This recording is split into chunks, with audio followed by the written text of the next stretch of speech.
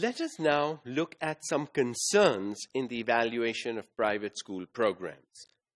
Two possible concerns arise as a result of greater freedom of choice for parents. Because when parents have more choice, more options, instead of 3 schools now, I have 12 schools to choose from. So there's greater choice, and with greater choice comes the first concern. The most important is the possibility that some choices are socially, culturally, or politically unacceptable, which simply means in many ways that I send my child to a very expensive English medium school. My brother, who is not doing that well like me, he can't afford to send his child to that expensive school, sends his child to a very different, low income, low tuition cost, private English medium school. The disparity is already there. Is that culturally and socially acceptable? We are both brothers. My children and his children should both mean the same to all of us, but I am actually the parent of my children only. So should I do that? Should I help my brother? Can I help my brother send his children also? Those kinds of things then come into play, and there are disparities at the family level.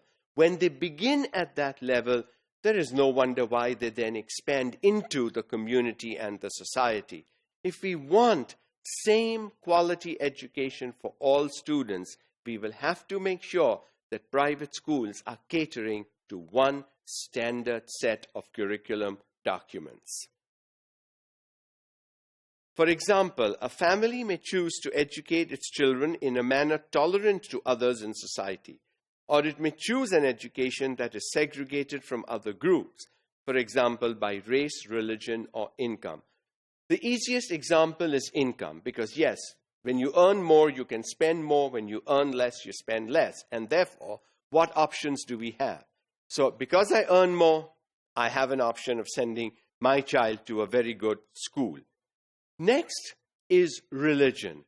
When we want our children to be open to the world, to be open to society, to be open to a globally shrinking world with technology and internet and all that, when our students, our children have so much exposure that our generation did not have today.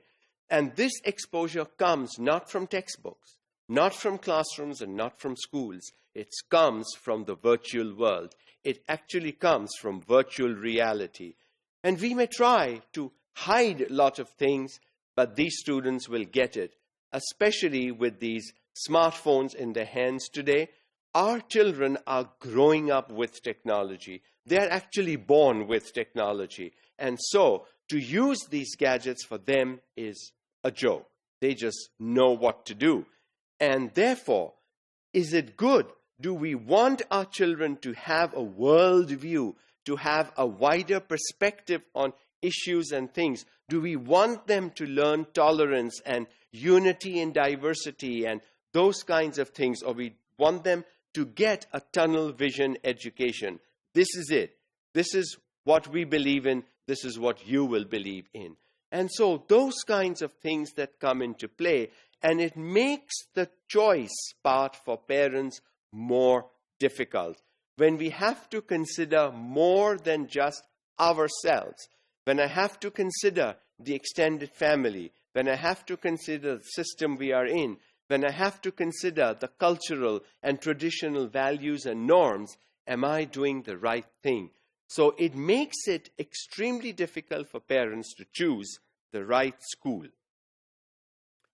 The other concern is that even for those who value freedom of choice, the cost of deciding which school to go to or to change to may be high.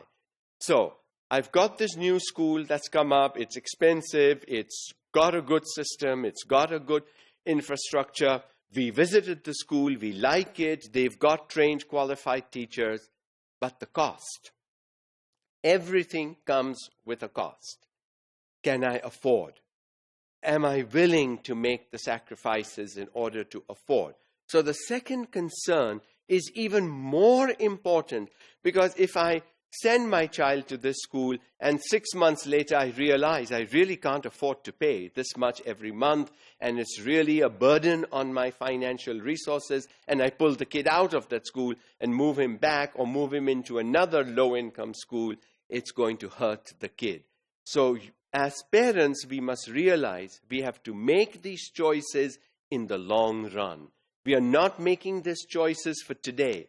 We are not making these choices for the next 6 months. We are making these choices for the next 10 years, especially if the child is going into grade 1 today.